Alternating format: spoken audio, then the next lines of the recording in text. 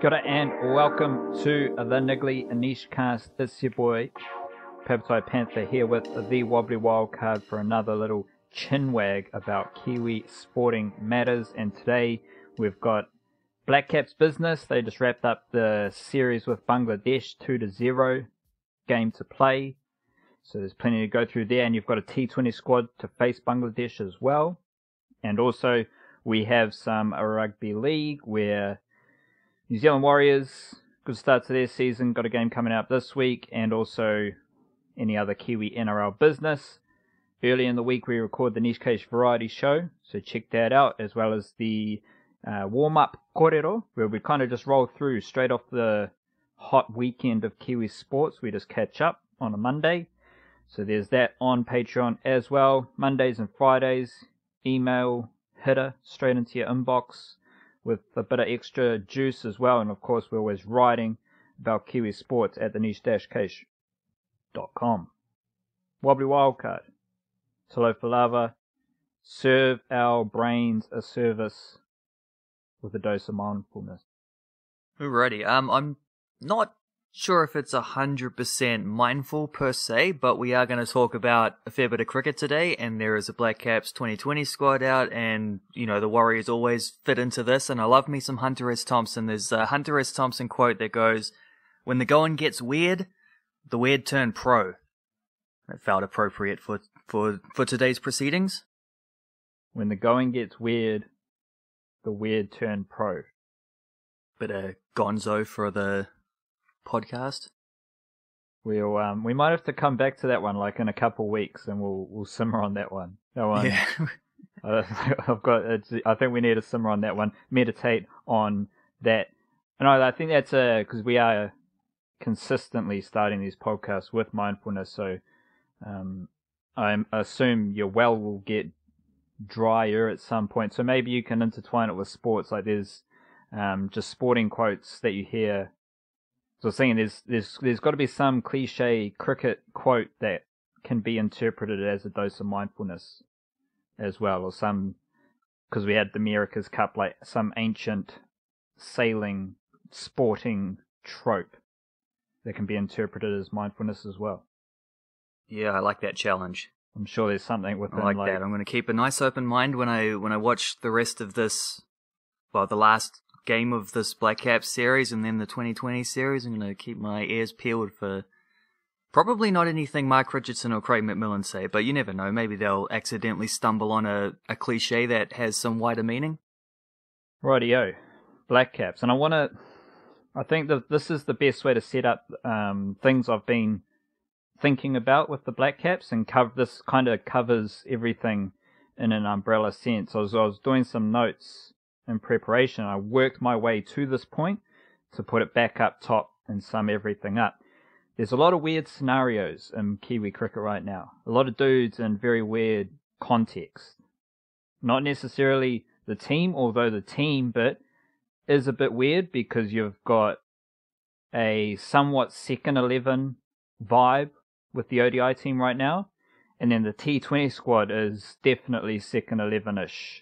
Just with how things are structured, injuries, rest, and obviously the IPL as well. So that's a bit weird in itself for the team. It's just something different for us to view this Black Caps team through. Then you look at like the different bits and bobs within some of these teams. Adam Milne, he's loved, while Colin Munro's in the exact same scenario and he's shafted. So you called it earlier in the summer. Colin Munro's form in T20 cricket is completely irrelevant. Then you go Kyle Jamieson, all the hype and well worth the hype, but he's in an awkward spot because how about this stat for you wildcard? Jamieson's taken 6 wickets in his last 10 games of cricket. Trent Boult's taken 14 wickets in his last 10 games, all of which are T20 or ODI. So Jamieson's just kind of hit a plateau, which is just weird in itself. Then you've got this Finn Allen cat, who's on a massive rise. In every other format other than smacking the ball as hard as you can, he wasn't so good. So it's just like, that's a weird scenario in itself, because he's making moves. He's off to the IPL. I think he's signed a deal to go to England as well. So it's going to be like okay, this is where we see what you're made of. If you're truly of that status, Lockie Ferguson's coming back. Colin de Grandhomme's just in his own world, literally at this moment. Kane and Ross Taylor, they're just not there, which is a bit different. Tim Southee's there. He's in that ODI squad, but he's got a bib on. Then you've got Devon Conway, and I was thinking of ways, like little questions I could ask you, and who would you take as a Black Caps up and comer, Devon Conway or Kyle Jamieson? Then batting last night, for a brief moment you had Devon Conway batting with Will Young, and Devon Conway looks like a absolute international cricketer. Will Young comes out to bat, and I just didn't get that vibe. Although he's been the prodigy of Kiwi cricket for a long time, basically since the 2012 Under-19 World Cup, everyone has known who Will Young is, like, in New Zealand cricket circles. All of which is just a bit weird. Like, everyone has their own little weird situation going on, and if, like, I'm sure you might be able to think of some off the top of your head, and if you dig deeper and ponder each of these blokes, there's just something, like, a little bit crazy about what's going on. There is, and it's coming at a time when the Black Caps are largely winning a lot of cricket. We're talking about a home summer, so they normally do pretty well in the home summer anyway, but, you know, they've won every series they've played so far, and the more cricket they play, the more that Australian series, when they got absolutely pasted over there, does feel like a bit more of an anomaly.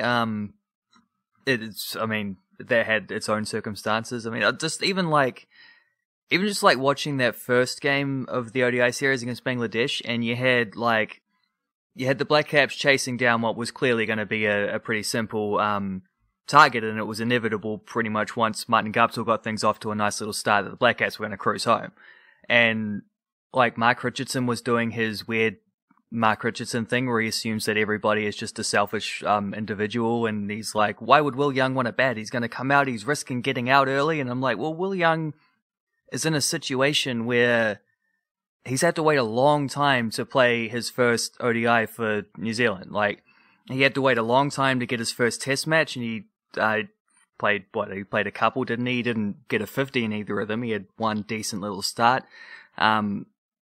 He's now in the 2020 squad as well, but like, Will Young's had to wait a long time. He has been that sort of prodigy type guy. It's been tough to find opportunities for him.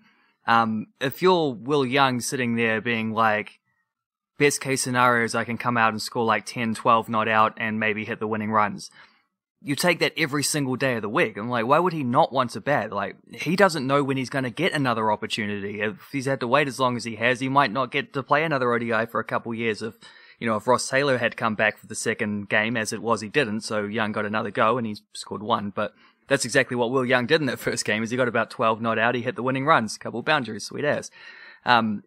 He gets to now say he scored runs in one-day international cricket, which seems like much better scenario than taking the risk of being a guy who played a game and never got to bat.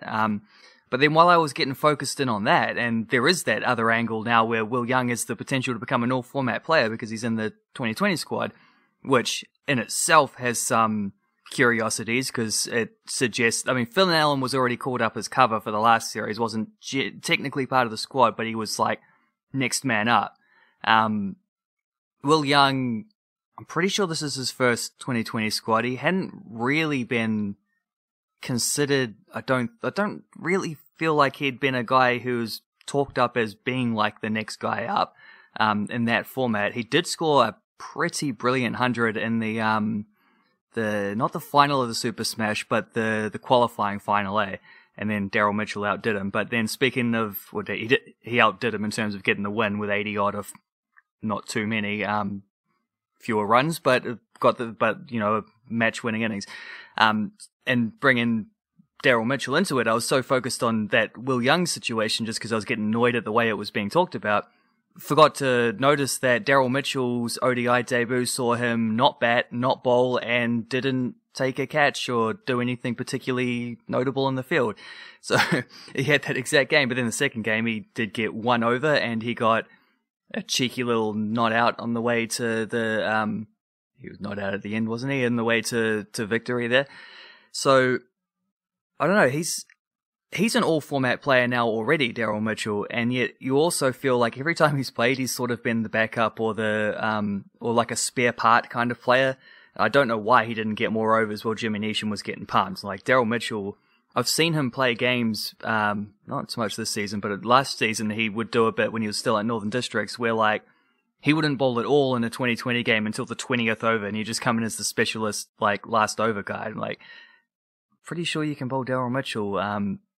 But, instead of the guy who's getting pumped, who's basically the same player. But there is some weirdness about that, but at the same time, you got guys like Conway scoring big runs, you got Latham scoring big runs, you got Trent Bolt taking wickets, and you got the Black Caps winning a lot of games. So it's an interesting one in that, like, we have seen, because that 2020 squad is bonkers to me. There's just a number of factors, and people talking about Adam Milne is one of them, sure. I sort of think that the inclusions of Will Young, Todd Astle, and Hamish Bennett are a lot more notable. But of course, there are players missing. But yeah, it's strange times, but it's also like the last series of the home summer, and this is the opportunity. Like, if you're ever going to give Finn Allen a go while he's still in that sort of red hot kind of bubble, like, this is then. So maybe the factor is we just sort of have to look at this as this is pretty much a Black Caps second 11 with a couple of first 11 guys who just happen to be hanging about.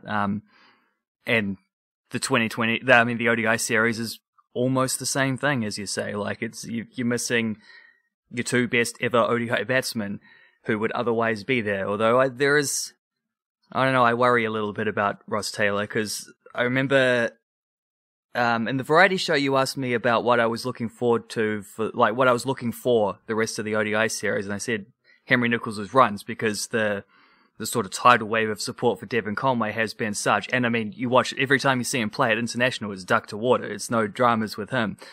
And I understand why people were just clamoring, like, you have to see him in a first 11, and maybe you do, I don't know, but it's also, it's not really how the Black Caps have operated in terms of, like, they tend to give guys the opportunity to play themselves out of the team rather than letting other people play their way in. But Henry Nicholls has scored consistent runs and looked very good. He didn't get a decent score in the second game. He was 49 not out in the first, though.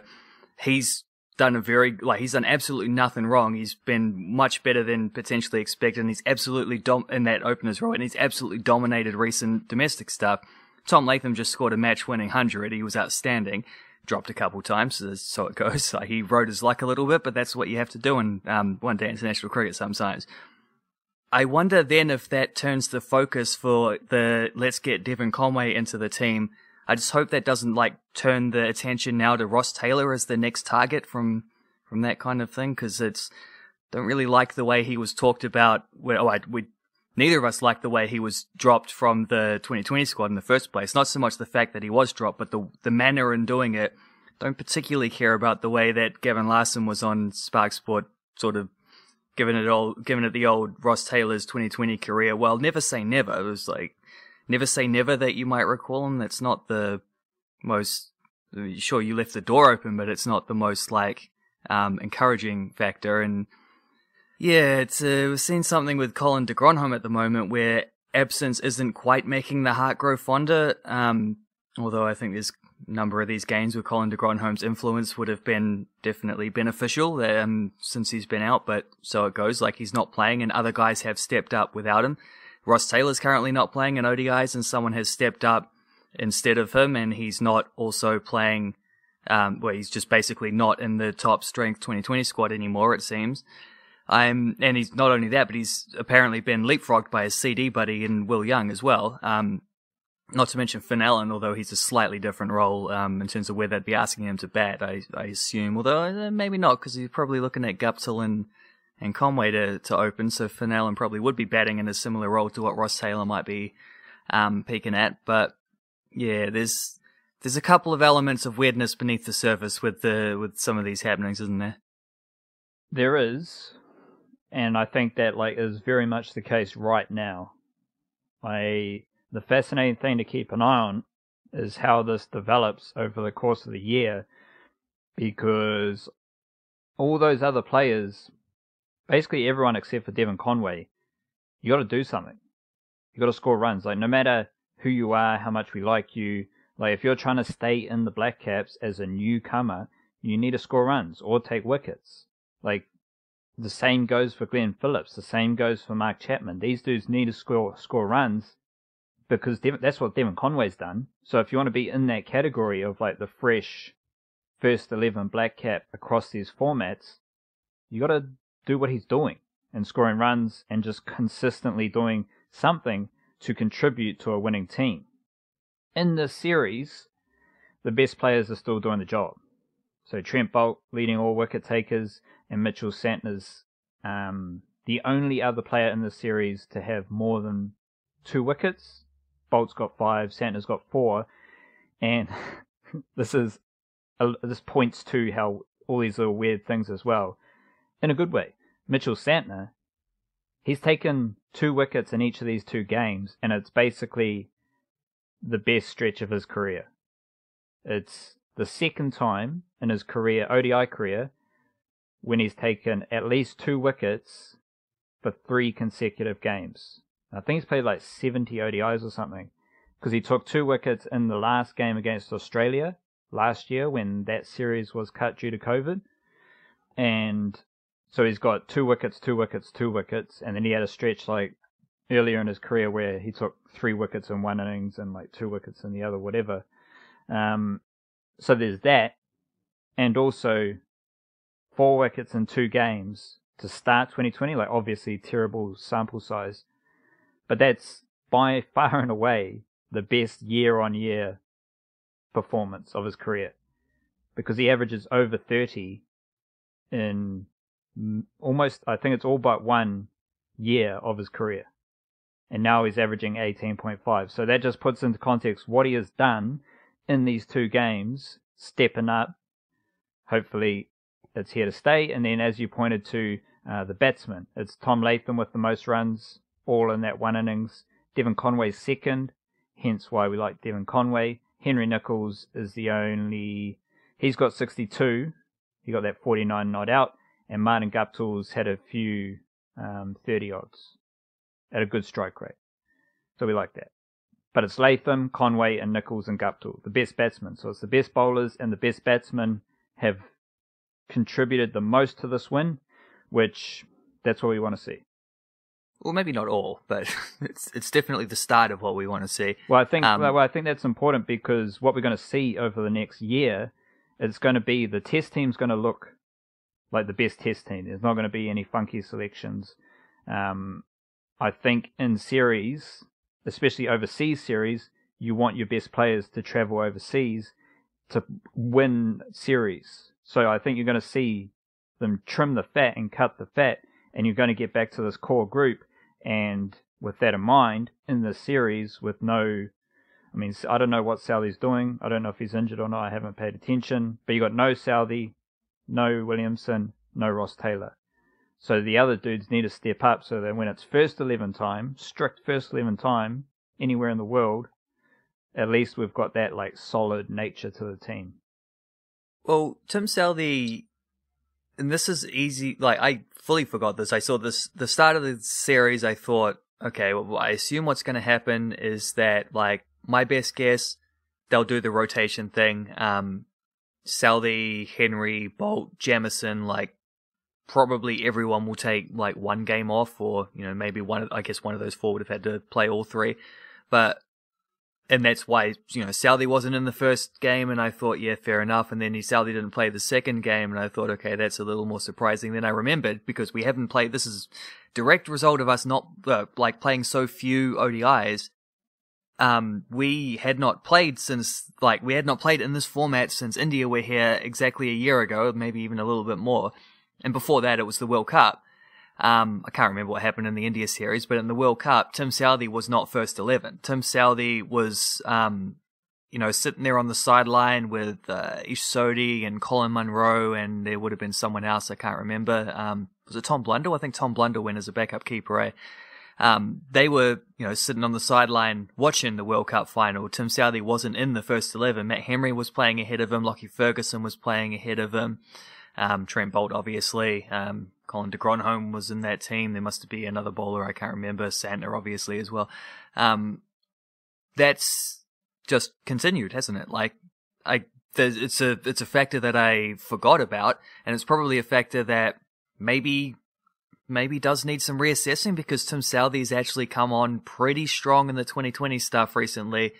He's been fantastic at test level for several years. Like, he did have a little bit of a slump for a little while, sort of, I don't know, 4 or 5 years ago. He's been our best test bowler in other than, the smaller sample size of Kyle Jamieson, of recent times anyway. Like, but Tim Southee has not been, in terms of incumbency, Tim Southee was not first 11 and coming into this ODI series, and apparently that's just continued. Interesting to see if he gets to run on Friday, because it is the series is won. You'd sort of think it'd be a bit rude not to give him a game, but we'll see how that goes. He is captaining the 2020 side though, so if he's dipping out of the ODI stuff as a relevant factor, he's certainly not doing so in the other two formats. But yeah, that has been the case for 2 years now. Matt Henry seems to have overtaken Tim Southee, and Matt Henry's done nothing wrong in this series. He's bowled very tidily in the first 2 games, and it might even be a little bit of Guptill syndrome scenario here, where Matt Henry is consistently been fantastic at ODI cricket. Opposite case when it comes to test matches, and I can't remember having, I'm sure he's played 2020s, but he hasn't played recently in 2020s that I can think of at least. But ODI cricket, excellent bowler, and he definitely earned that leapfrog of Tim Southee. I'm not sure if Kyle Jamieson has quite earned the leapfrog of Tim Southee, while Lockie Ferguson has been out, but we'll see how that goes. It'll probably be another year before we play any more ODIs, so it's maybe not one we need to worry about. Despite your history lesson with Tim Southee, I reckon in the bubble of this Bangladesh series and what is going on around it, I think it's just a convenient rest thing. Because, then you're skipper of the T20 squad, and there's other dudes who, we just want to give game time to. I think it's one of those ones, as opposed to Tim Southee, you're definitely behind these bowlers, because I think the power of Tim Southee's resurgence across the cricket, as you said, we haven't seen the ODI stuff, so we have nothing to really draw upon. But the dude's basically moving the ball both ways as he wants to in T20 cricket and Test cricket. He's accurate. He's still. I'll definitely take him ahead of a couple of these other dudes. Matt Henry's got the most maidens in this series. 4 maidens. Only 2 bowlers have bowled more than 1 maiden wildcard. Matt Henry and who else? I mean, the name that springs to my mind is Mitchell Santner, who's generally pretty good at the old scoreboard pressure, piling up the dot balls. Kyle Jamieson. 3 maidens. So he's only got the 1 wicket, and it looks like it's part of that plateau, but he's definitely bowled pretty good. So it's just a fascinating scenario.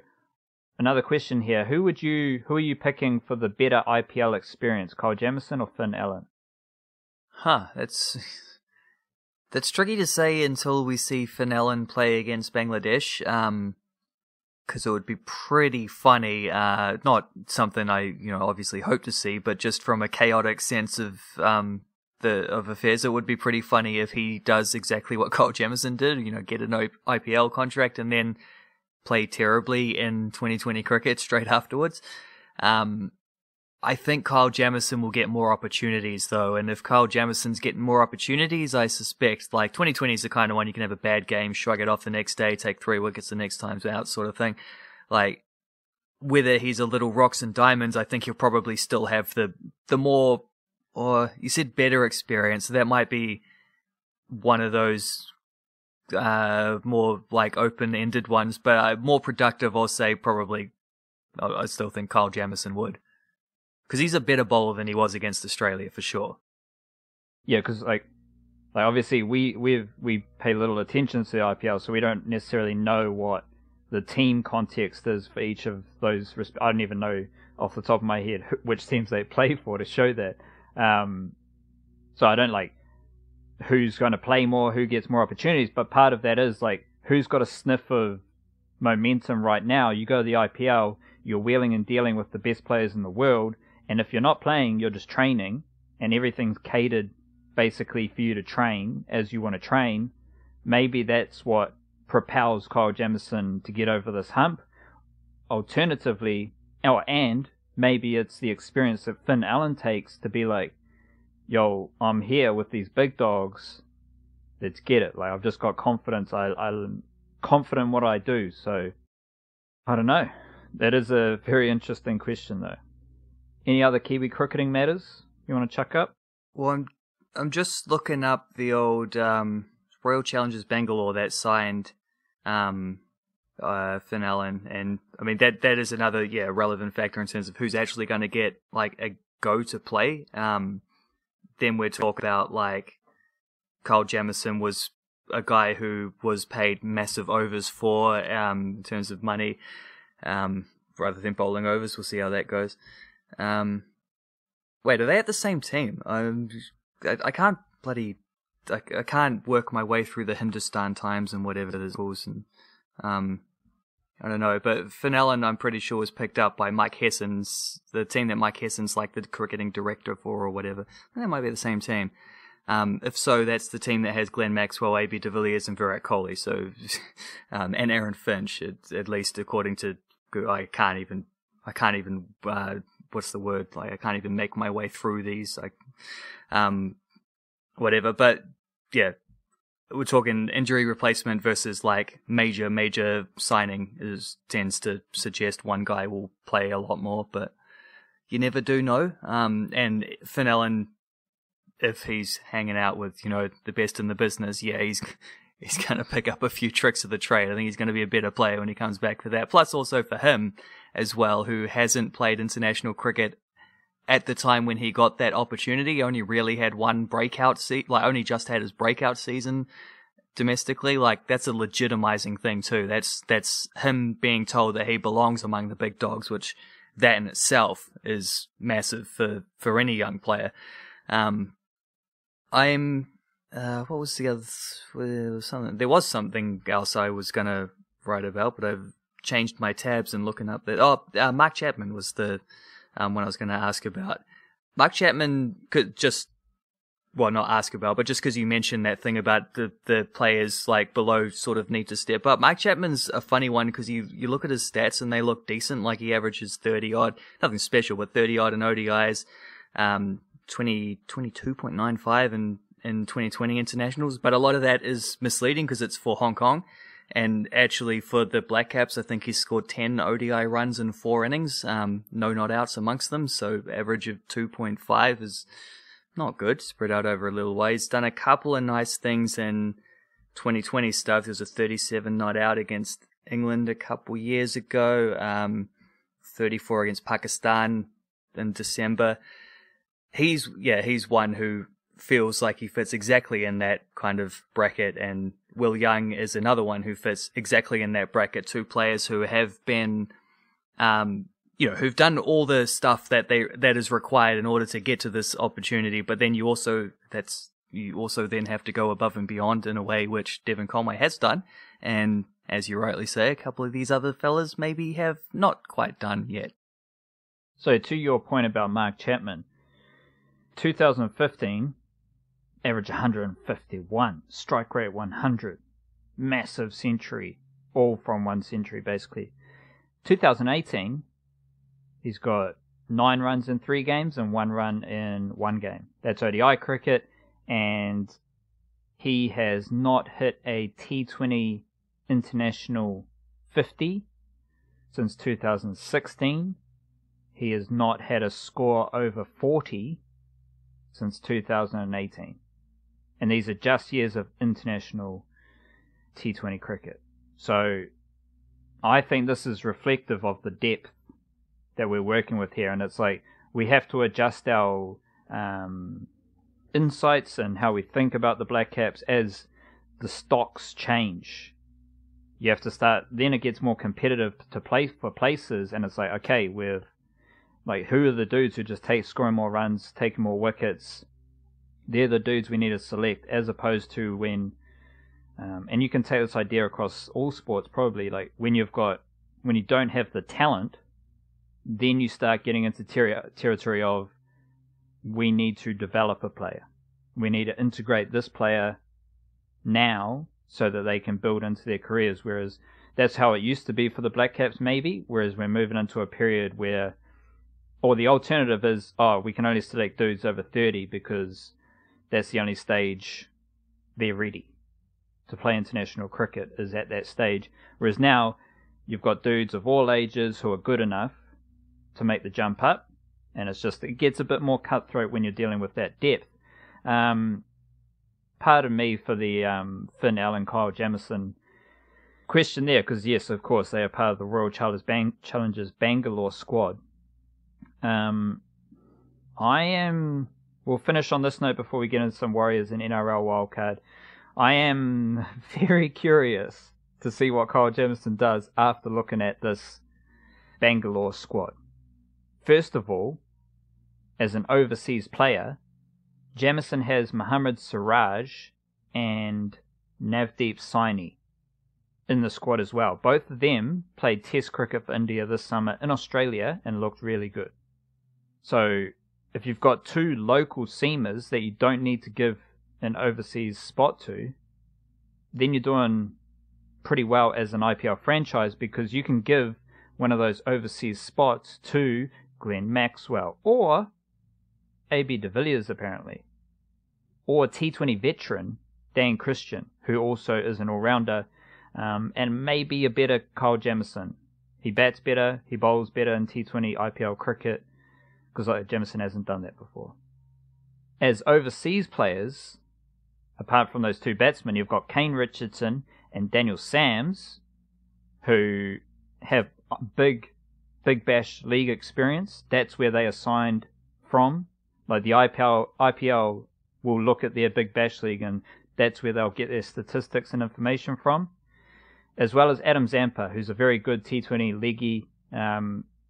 So he's competing for a spot. So Jamison's competing with Richardson, Sams, and Zampa for the overseas bowling slots, and he's got two top-tier Indian seamers in the same team, which is a factor when you're trying to look at how AB de Villiers, Glenn Maxwell, and Dan Christian fit into the team. Let alone, you've got Yuzvendra Chahal, international leggy. So he's taken up a bowling spot.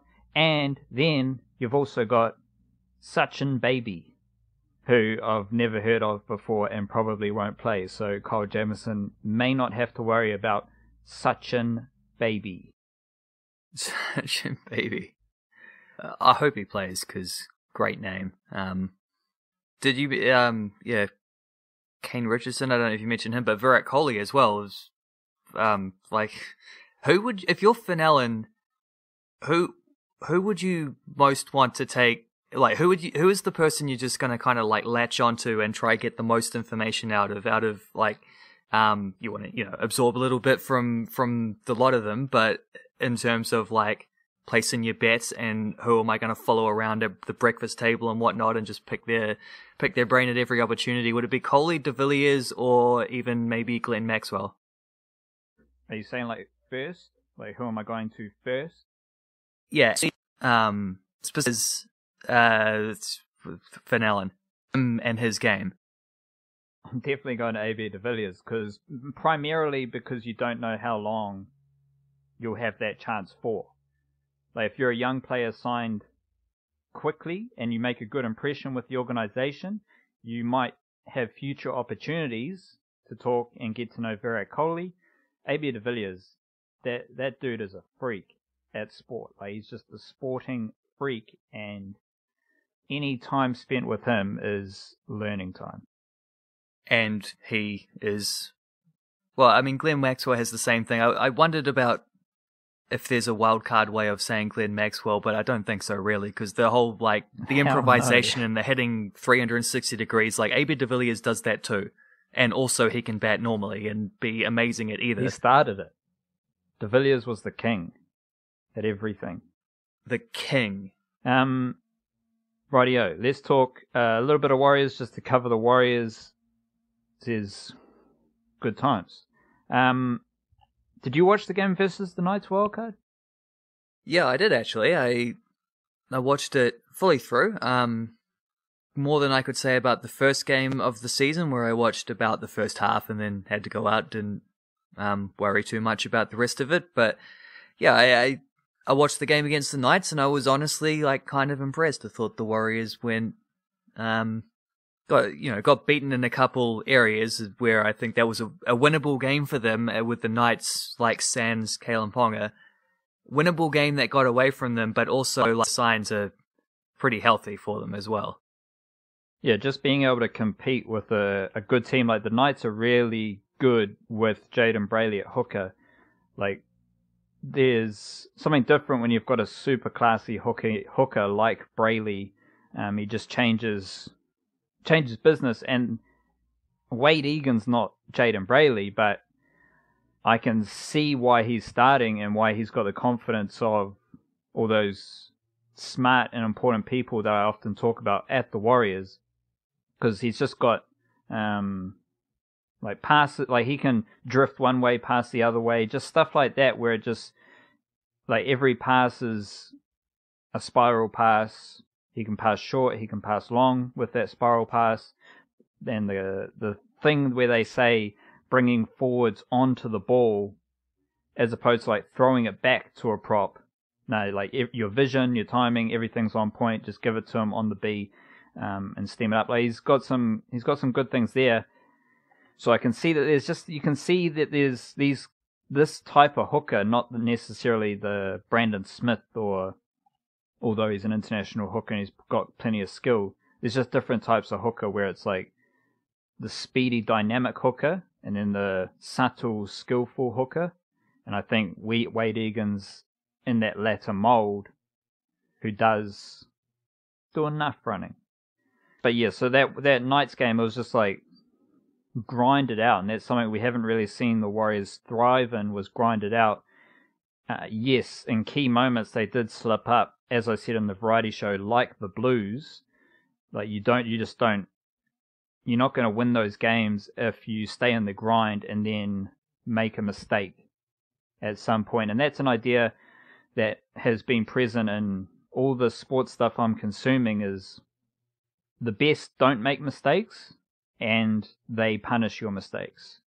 So that's just how you gauge where people sit on the best or the not so good scale that every sports is applicable to.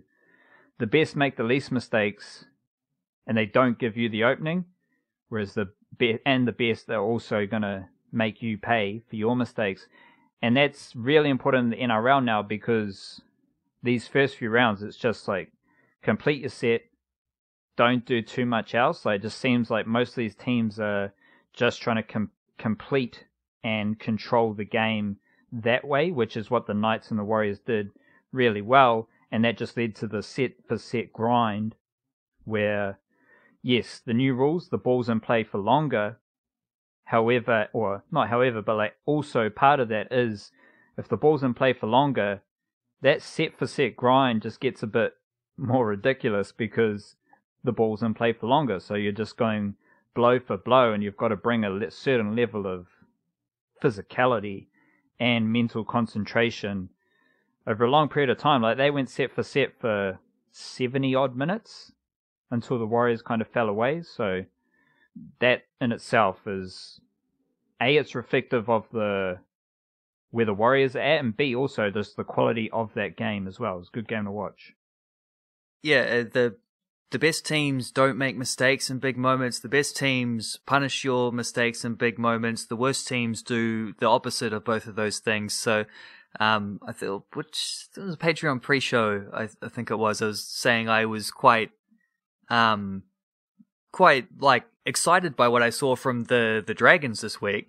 I enjoyed the fact that they tried to play some like flowing attacking footy. They were throwing the ball around against second phase stuff. Ben Hunt was actually like running with it and engaging defenders and looking really good. Like the way that he's only ever played that way for the Dragons when he had Gareth Widdop with him, taking a bit of the pressure off and freeing him up. So certainly didn't expect that from him partnered with Corey Norman, where there may be both of them a bit too much of that, like big time mistakes catch you out. But the Dragons started absolutely terrible in that game against the Cowboys, making some terrible mistakes, stupid, like I think there was a kick that they didn't cover, just gifted a try right and early, and then felt like, okay, here we go, it's going to be another long, it wasn't afternoon, it was an evening game. I think it was a Saturday night game. It was like going to be a very long night here for me. Might go to bed at halftime if things don't improve. And then what happened is the Cowboys are also not a great team, and they started making mistakes, and that's how the Dragons got back into it.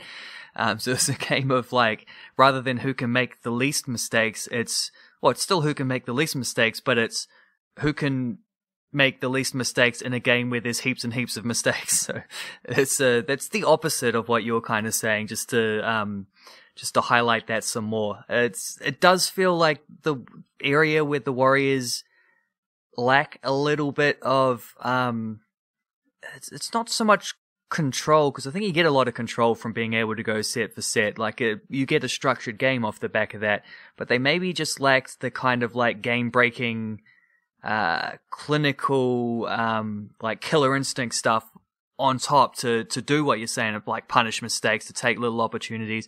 Kind of feels like the halves pairing have to take some blame for that. But having said that, the best performing half of the two through the first two games, from the limited amount that I've seen, had been Chanel Harris-Tavita, who now has done something funky to his ankle and I believe is going to miss like quite a bit of time on the back of this. So they've named this O'Sullivan fella, who I understand is the son of the recruitment officer, which sounds like one of those convenient ones that we got an injury, it's okay, I've got my son will play, we'll sort this out. But having said that, like, it's not too, just like, could have said the same thing about a young Nathan Cleary, and look how that's turned out. He's one of the very best halves in the game now. So like, it's from all accounts, he seems a pretty tidy player. Definitely ask your opinion on what he's going to bring and how that combination's going to work with Kodi Nikorima. Also kind of interested though to know what the rest of the depth looks like at the club in that position, like who's coming through. Paul Turner made a debut last season, didn't he? Like, I'm sure there's several other halves, like guns in the making at this club, because it seems like it's one thing you certainly can't say about the Warriors at the moment. It definitely seems like they have their seems like they have the sort of like the depth ranks in terms of youth players and up and coming players, and like they're pretty well stocked in most positions, and as far as that goes. The one thing they don't necessarily have is just a steady controlling half. Like, just looking through the depth, you've got the thing that they need.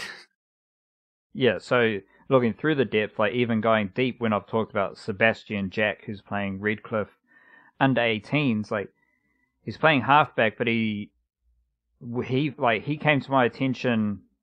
There was something written about him by Auckland Rugby League, and he was playing fullback in that game where he did some pretty impressive stuff. So he doesn't necessarily have that pedigree of like, I'm a number 7.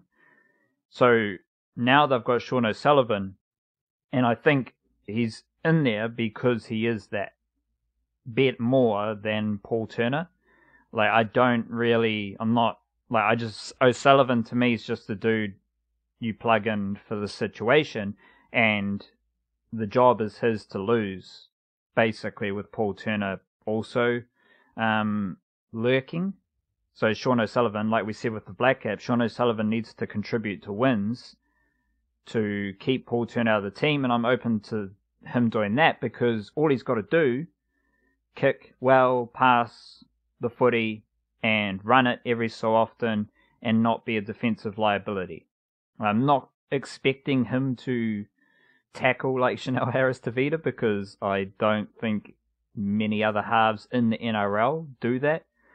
So Sean O'Sullivan's not going to do that, but he's just got to do his job. And this goes back to what you said about you threw it up as a killer instinct, and yes, 100%, because that's why the Warriors and Blues lost those games on the weekend, is because they don't have that just yet. But you also mentioned the word game breaker talent, and I did have this feeling, especially like the Warriors' first set against the Knights, they had a couple repeat sets. Like, first set, defensively, Adam Pompey made a try-saving tackle, and that's when it's like, okay, that's pretty cool. Like, that's Adam Pompey, first set. Usually, the Warriors will concede a try here. That didn't happen. They defended their try line, and then they got repeat sets down the other end of the field, but they couldn't score points. They just kept getting repeat sets, and then that opportunity fell away.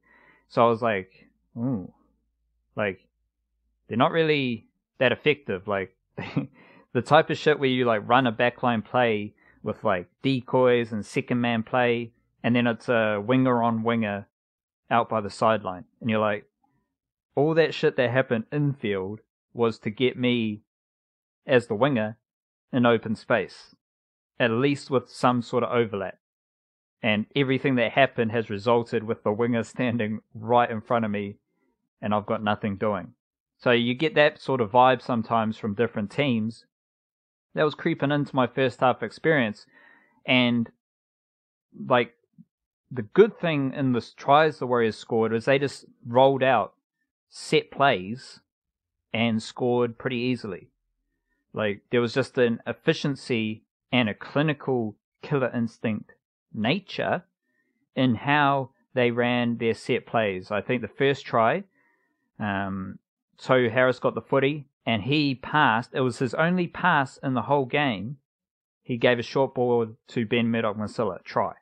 Like, that's something that you can add to your quiver, is Tohu Harris a bit of ball playing in the middle of the field when he's playing in the middle, or setting up tries on the right edge. So that was a right edge try scored by the second rower. It's not necessarily kicking to the wing all the time, or second man play to get the winger, because that did happen, but it happened on the left. I think you had Roger Tuivasa-Sheck getting the footy out the back, like Iliasa Katoa.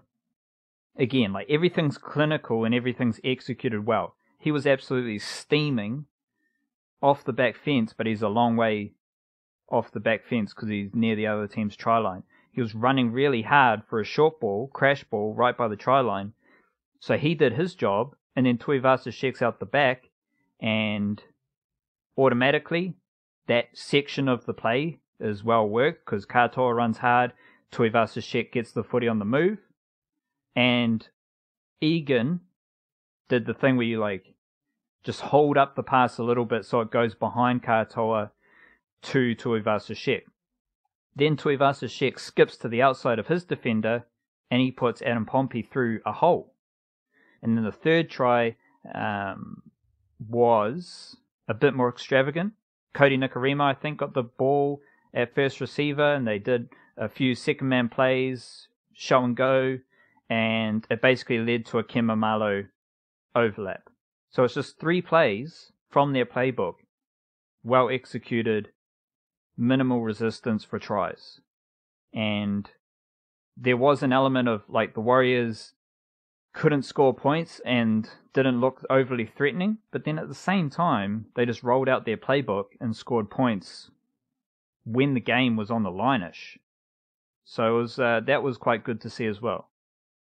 I was just like, I saw a thing on Twitter as well, just this morning about, like, I think Phil Gould was tweeting about it. Ben Murdoch-Masila and Adam Fonua-Blake apparently were driving to training and pouring with rain, and an old lady's there with a blonde tire. They stop, help her change the tire, and turn up absolutely drenched and late for training, but, you know, getting the big shout out for being good Samaritans. Ben Murdoch-Masila is, because there was a lot of, like, there's a lot of hype about signing Adam Fonua-Blake, and for good reason, because he's the sort of, like, you know, he's probably a top 5 prop in the game right now, and that's exactly the kind of sort of barnstorming player that the Warriors really needed. A bit of size with a bit of, you know, mobility and decent skills there for the big man. And that got a lot of focus. Ben Murdoch-Masila seems like he's played pretty excellent as well, and he's come from Super League, hasn't he? Because he played NRL in his younger days when played in like what's the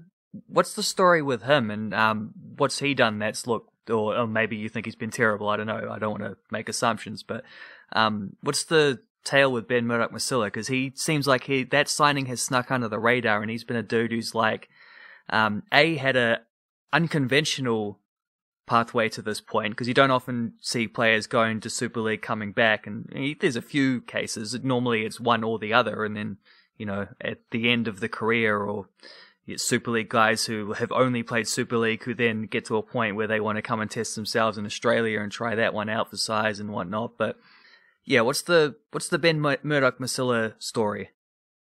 I'll just say something about Whenua Blake, because he looks like he cares, which is like just seeing how he interacts on the field. He really is engaged with everything that's happening. And there was one instance, Tohu Harris didn't play 80 minutes, bit of a shock there. He played like 67 or like 70 odd minutes, but they were both on the bench, Whenua Blake and Tohu Harris, and they were talking to each other, like obviously what's happening in the game. And I was like, whoa, that's just store that away. Like that's just an interesting thing. Like obviously they seem to be like just surface level appearance. They seem to be two very different cats, just how they look. But these are the leaders of the forward pack and the team, the long-term leaders, because Tuivasa-Sheck's leaving, and they look really engaged, and they look like they really care about how the team's performing, which is good to see. Murdoch-Masila, he just didn't really stick in the NRL. I don't know why, but it's also important to say, like, he is playing like 60 minutes, maybe 55, because Tohu Harris starts on the right edge, Bailey Sirenen starts in the middle, Katoa on the left edge, and then Bailey Sirenen comes off as a middle forward. Tohu Harris moves to the middle, then Ben Murdoch-Masila comes on, and he finishes the game on the right edge. And that's happening with all the subs. So Jazz Tevaga comes on, and he plays like 55 minutes straight in the middle of the field. Yeah, he has covered for Egan a little bit, but it's predominantly as a middle forward. And then Lisana Mao is the only one who rotates on and off, because in the last two games, Bunty Afoa has come on late in the game, and he's just adding energy. So again, just another smart little thing where it looks like they've actually thought about it and planned what's happening, because they're finishing their games with guys with fresh legs. And Ben Murdoch-Masila just appears to have... I don't think anyone should expect him to be a starting 80 minutes edge forward, because he's come from the Super League, respect to the Super League, but it's also a bit different, because it's not just as murderous as the NRL is. And so Ben Murdoch-Masila's come into a very beneficial situation where he doesn't need to start games. Like the Warriors just go a bit more defensive, maybe, going back to what I was saying about their attack. They just go a bit more defensive and basic to start the game. Tohu Harris is... Like, Bailey Sirenen was the dude putting all the kick pressure on Mitchell Pearce. So he's there for a reason. He's just a rugged, natural footy player. Then Tohu Harris is very good defensively, so he takes all that energy to start the game, and then suddenly you're going from the Tohu Harris challenge of what he offers as an attacking player, and then Murdoch-Masila comes on, and it's a whole different kettle of fish, just in the one position on the right edge. So I just think, yes, he was like what he did for Tonga and what he would have done consistently in the Super League catches your attention, but don't expect him to do that thing right now, because he's come into a situation that I believe is super beneficial for him to get back into the grind and just the physicality and just everything that comes with the NRL. He can just come off the bench and it's all good. He doesn't have to blow a gasket trying to keep up with the game as he acquaints himself with the NRL. That sort of reminds me of a... I'm just looking it up to see where it came from, but it's called the Peter Principle, developed by, I assume he's a doctor or something, I don't know, Lawrence J. Peter. Peter Principle is a concept in management developed by Lawrence J. Peter, which observes that people in a hierarchy tend to rise to their level of incompetence, which is a kind of harsh way of saying it, but like people get promoted up, and I think this applies in sports so often, where like people do well in a role that suits them, so they get given a bigger role, and then maybe they do well in like maybe they thrive in that bigger role as well, and it's a lovely thing, and things are great, so they get given an even bigger role, and then eventually like the better you do, the more like the more responsibility and all this kind of thing you get, up until the point where it's suddenly too much. Like people don't often know when to stop and be like, this person is in a perfect scenario where they're doing a role which suits them nicely. Don't ask them to do more than that, because this is like, this right here is the peak of the mountain kind of thing. That feels like one that applies nicely to what you're just saying. Who would you say, it's only 2 games, but who would you say through 2 games has been the player who's impressed you the most? It's probably Tuivasa Sheck, just what he does low key. And again, he hasn't like had an amazing standout performance, which is good for the Warriors, because the Warriors have just stayed in these games with everyone playing it like a... Yeah, I think this is more the case where everyone's just playing at a 6 or... not a 6 or a 7, like a 7, a solid 7, couple 7.5s, couple 8 out of 10s, but everyone's just across that level. So they haven't required Tuivasa Sheck to do something amazing, which is good.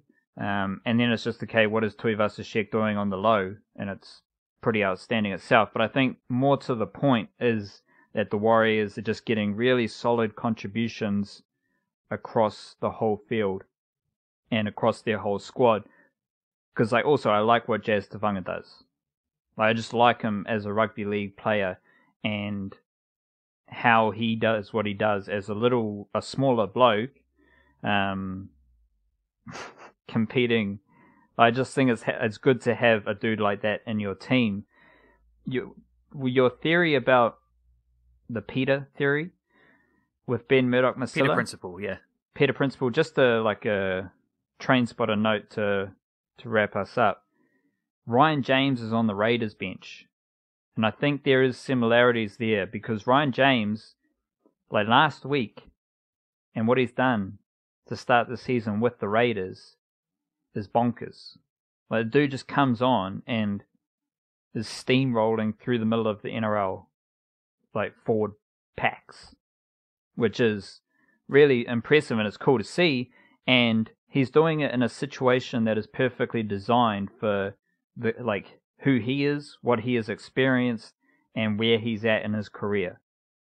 Like, bro, just come off the bench for a hot 30 minutes and you're doing your job.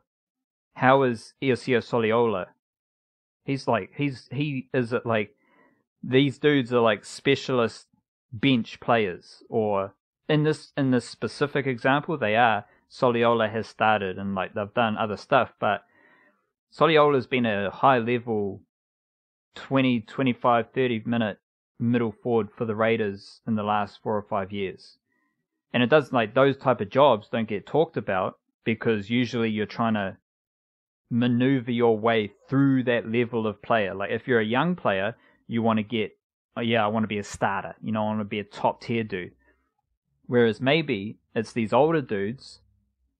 And I don't know if this is the case with Ben Murdoch-Masila, because I think he's just going to, like, develop into a high level player, but I don't think it's a coincidence that you've got Ben Murdoch-Masila and Leeson Armau, similar-ish, veteran, coming off injuries. What's the most beneficial for him? Just consistent. What am I going to get? Okay, I'm going to get 30 minutes each week. My team needs me. I can do that and change the game this way or that way. So I don't think it's a coincidence that you've got Soliola and Ryan James on the Raiders bench, Murdoch-Masila and Armau on the Warriors bench. They have clearly defined roles that are achievable for them and play to their strengths. Ben Murdoch-Masila comes on after the intense start of the game, and he comes on the right edge. Soliola He's just like high energy is a polite way to put it. High energy enforcer. So that's his role in this team.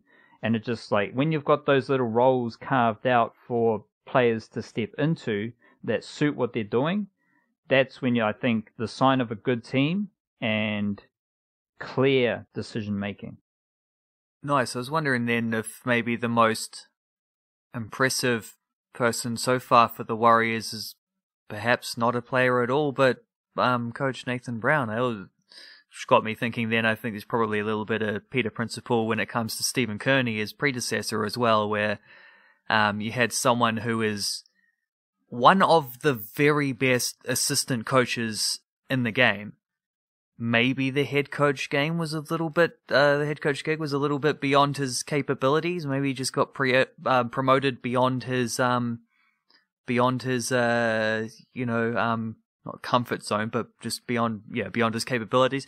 And that's a situation I think that idea is applicable to a lot of coaches, because if you're a really good assistant coach, eventually you're gonna get a head coach go. Like that's where you find new head coaches from, as you work your way up as an assistant. But sometimes the job requires different skills to where not everyone can make that transition. Having said that, I think just thinking on that, I think Stephen Kearney would be an amazing director of football, but that's probably one for a couple of years down the line for him. I could see him in a Phil Gould role one day, but maybe not going to get another NRL head coaching gig. But so it goes. That's the Peter Principle for you. So Stephen Kearney, assistant coach of the Melbourne Storm, 2021. David Kidwell, assistant coach, Parramatta Eels, 2021. Maybe you just stick to being an assistant coach, because I think they are very good assistant coaches. David Kidwell, like his Kiwis head coach tenure didn't have any impact on his NRL assistant coach status. Like he just went straight back to a job. Stephen Kearney, everything that happened with the Warriors, none of it took away from his future role in returning. Like he is a highly valued member of the Melbourne Storm, because he's been there like at Cameron Smith celebrations and stuff like that. Like he's a celebrated, decorated Melbourne Storm person, so he just goes back to being an assistant coach with the Melbourne Storm. Like those are the two high, like maybe I think Kidwell took over from Kearney, right? So they're two of the last three Kiwis coaches, and in theory the best New Zealand rugby league coaches, but maybe the best New Zealand rugby league coaches are the best NRL assistant coaches, not necessarily NRL head coaches, and in Kidwell's case, maybe not necessarily the best Kiwis coach. And in like general wider sports culture, we tend to focus on individuals when it comes to like lumping praise on people, looking for heroes and whatnot, and personalities to celebrate. And I think you find like there are a lot of outstandingly legendary coaches in all sports who get immense credit for and celebrations for what they have achieved, who I think themselves would point out like would not have been possible without so and so, my assistant or whatever. Like Brian Clough always had what's his name, Taylor, hanging about with him, who he'd like bring him to every single club. He's like, this is my right hand man, I don't work without him, kind of thing. You get so like Jose Mourinho's had that Rui Faria guy who always followed him around, but maybe that guy needs to speak up a little louder, because Jose is probably just a tad bit washed these days. But you see that throughout. Like you don't, as much as we like, and it's not like, this isn't to say that someone like Craig Bellamy deserves any less attention for the incredible things that he has achieved as a head coach, but I expect he would be very quick to point out that he's worked with some great assistants, and that a great coach needs great assistants as well. It's an important job. It's not one to be scoffed at, and just because you maybe aren't ready to be, or aren't even fitting to be promoted beyond that role does not mean that your proficiency in that role should be diminished in itself. I think what I just said made sense. I think everything we've said for the last hour or so makes sense as well. I hope so. And that's another episode of the Niche Cast. So kia kaha, stay beautiful and stay tuned. Cheer, cheer.